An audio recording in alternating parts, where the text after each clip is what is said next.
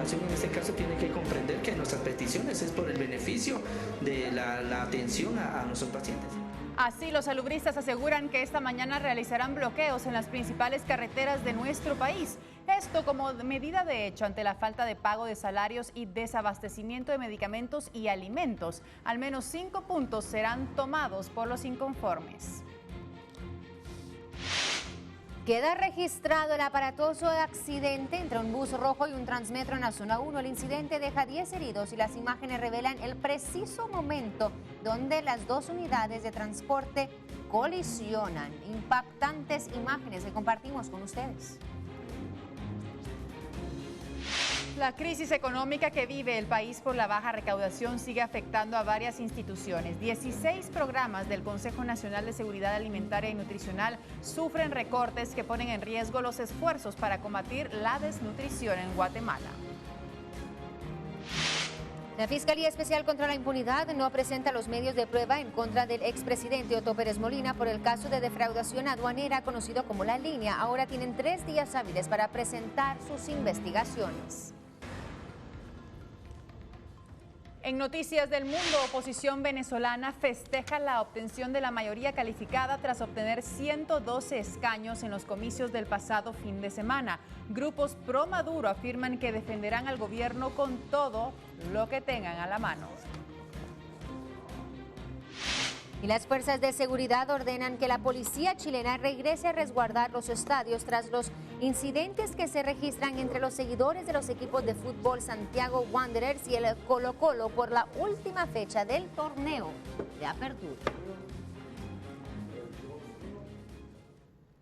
Ahí tenemos imágenes de nuestra calzada Roosevelt y de este bello cielo que ya estamos disfrutando todos los guatemaltecos. Son imágenes de nuestra ciudad capital, pero por redes sociales también muchos se reportan una bella mañana en diferentes puntos importantes de nuestro país. Así es como nos estamos despertando nosotros. Buenos días, Guatemala. Muy buenos días, Guatemala. Así es como estamos amaneciendo. Entonces, miren nada más, por favor, absorban este amanecer. Es lo que necesitamos para salir muy positivos de casita hoy y darle todo, ¿verdad?, a nuestra familia y a nuestro país. Linda mañana en nuestro país y nosotros seguimos repasando otras noticias que trae Prensa Libre. Vamos entonces a ver qué nos trae prensa. Rápidamente, un repaso a la portada. Propiedades se localizan en el sector y Livingston, y esto habla de un fallo a favor de indígenas de Izabal por parte de la Corte de Constitucionalidad. El registro de fincas en nombre de particulares tenía vicios. Fogarones abren ciclo navideño en la víspera de la fiesta de la Virgen de Concepción. Vecinos de Antigua Guatemala queman un diablo y algunos cohetes, y esto sucede en gran parte del territorio nacional y en el mundo. Voto es una bofetada, así lo toma Maduro. Bueno, pasemos entonces al interior a conocer qué otras noticias compartimos con ustedes. Recaudación debe crecer, dice Robinson. Diplomático señala que funcionarios se han robado el dinero. El embajador de los Estados Unidos en Guatemala, Todd Robinson, afirmó que es necesario aumentar la recaudación en el país para mejorar el presupuesto, ya que tiene el peor recaudo de la región y el próximo presidente tiene varios retos al respecto. ¿Qué más nos presenta este matutino? El diablo arde con los fogarones alrededor de toda Guatemala. Imágenes de políticos figuraban en las piñatas quemadas por los vecinos. Y es que sí, se encontraban piñatas en forma del expresidente Otto Pérez Molina y la ex vicemandataria Roxana Valdetti. Ardieron ayer durante la quema del diablo. Cientos de guatemaltecos se reúnen frente a sus casas para encender estas fogatas y de esta manera mantener viva una tradición de años. Esto es en la víspera de la fiesta de la Inmaculada Concepción. En su agonía delata a sus victimarios. Esta es otra noticia. Mecánicos simularon asalto. Hermanos habrían dado 17 puñaladas a cliente dueño de un carro. Los hermanos Gustavo Adolfo y Eduardo Antonio Monterroso Pérez, de 27 y 29 años, fueron detenidos ayer por fiscales quienes creen que participaron en la muerte de un ex empleado de la Fundación de Antropología Forense de Guatemala dedicado a la venta de vehículos.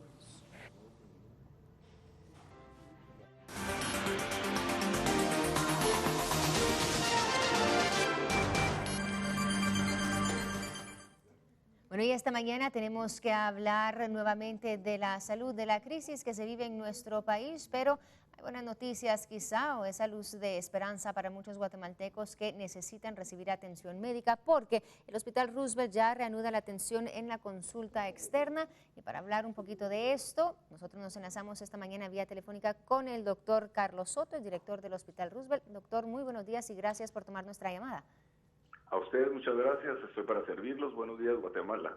Bueno, primero que nada, después de varias semanas, entonces una vez más se reanuda la atención en esta consulta externa. ¿Qué le decimos a la población al respecto y cómo se encuentra el Roosevelt en cuanto a abastecimiento de medicamentos, insumos?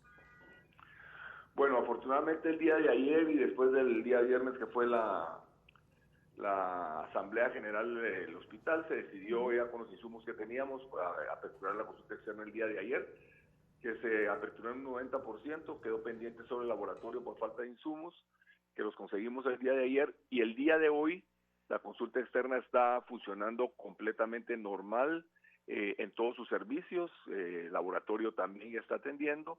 Lo único que queda pendiente es ya lo de las cirugías selectivas, que se van a empezar a operar a los pacientes, pero van a ser seleccionados por los médicos cirujanos para que podamos ir haciendo las cirugías de poco a poco, ¿verdad? Porque como se quedaron bastantes pacientes sin atender, tendremos que ir reorganizándonos de nuevo para lograr en un mes y medio aproximadamente tener atendidos a todos los pacientes que quedaron sin atender durante esta crisis. Uno de esos puntos de crisis en el hospital, bueno, sabemos que es esta deuda que se maneja, ¿no?, con los proveedores. Reciben hace unos días alrededor de 24 millones de quetzales para poder quizá empezar a saldar esa deuda que asciende a los 100 millones de quetzales. ¿Cómo vamos en ese tema, doctor?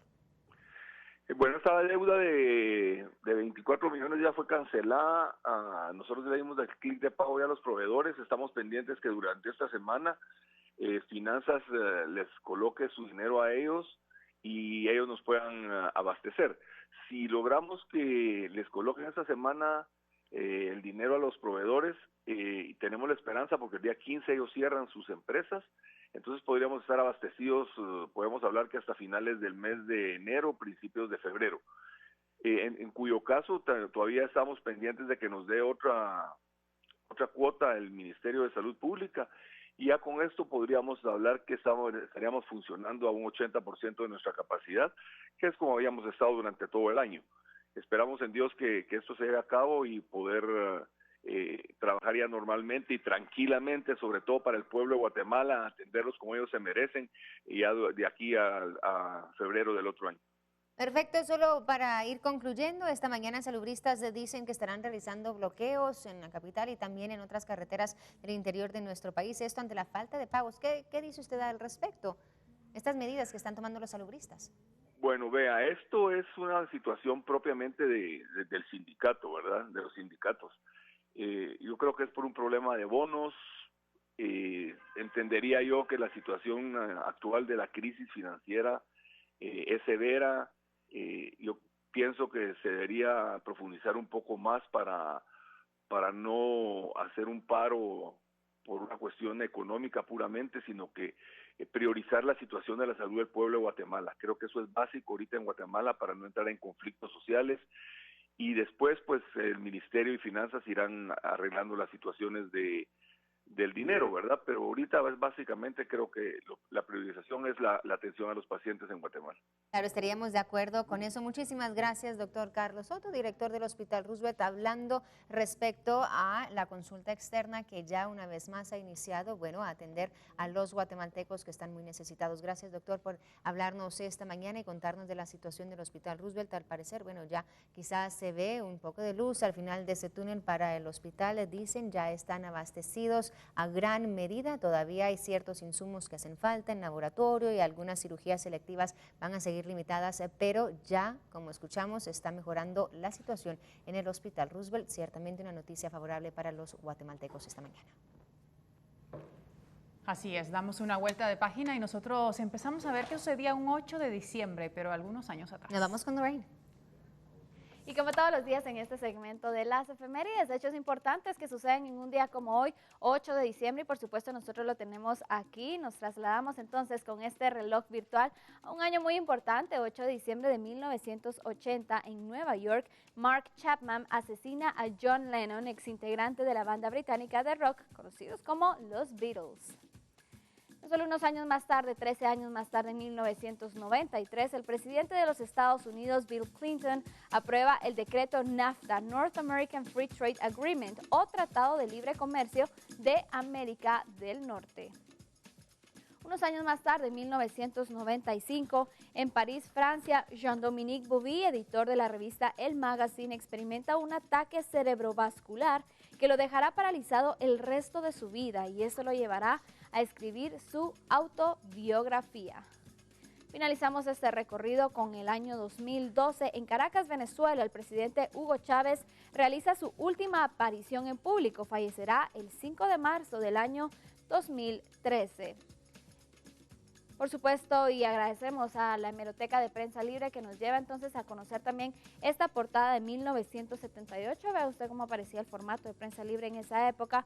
Y estos eran los titulares: Amnistía General, incluyendo a los sandinistas, decretó Somoza, derrumbe en carretera del occidente, atrapó auto, 2 viajeras quedan sepultadas. Vemos hasta abajo entonces en las imágenes. Y un dato curioso también que aparece de Prensa Libre, 240 páginas. ¿Cuánto costaba Prensa Libre en esa época? 10 centavos el ejemplar. Exija su suplemento Shopping Viva Navidad, es lo que podemos observar entonces en la portada de Prensa Libre de esta época, que nos traslada hacia 1978, y es gracias a la Hemeroteca de Prensa Libre. 6:56 minutos, continuamos con más información aquí en BLM Noticias.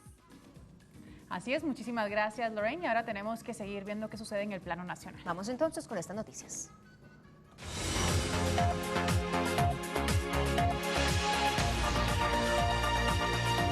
Y retomamos la información más importante para este día, y es que le damos el seguimiento a la intención de algunos bloqueos que podrían generarse para este día a partir de las 7 de la mañana, ya en minutos, por parte de los integrantes del Sindicato Nacional de Trabajadores de Salud. El propósito de estas manifestaciones sería exigir mejoras salariales, pago de salarios atrasados y también mejoras en la red hospitalaria de toda Guatemala, pero específicamente en los centros hospitalarios públicos. Algunos de los lugares donde se podría generar los bloqueos son kilómetro 185, Cuatro Caminos, Totonicapán, kilómetro 128, Los Encuentros, Sololá, kilómetro 127, Las Victorias, Coatepeque, Quetzaltenango, kilómetro 64, El Boquerón, Santa Rosa, kilómetro 81, El Rancho, El Progreso. Se recomienda precaución a los automovilistas que transiten por estas y otras rutas donde se podrían presentar este tipo de bloqueos y manifestaciones. Manuel Gómez, del Sindicato de Trabajadores de Salud del Hospital Rodolfo Robles en Quetzaltenango, explica los motivos del por qué estos cierres en las carreteras. Se tiene lo que es el Zarco, se tiene lo que es las Victorias, Cocales, se tiene lo que es otros lugares como por ejemplo en Oriente, y vamos a esperar buenos resultados, y de no ser así pues lamentamos, ¿va? Pero también la población en este caso tiene que comprender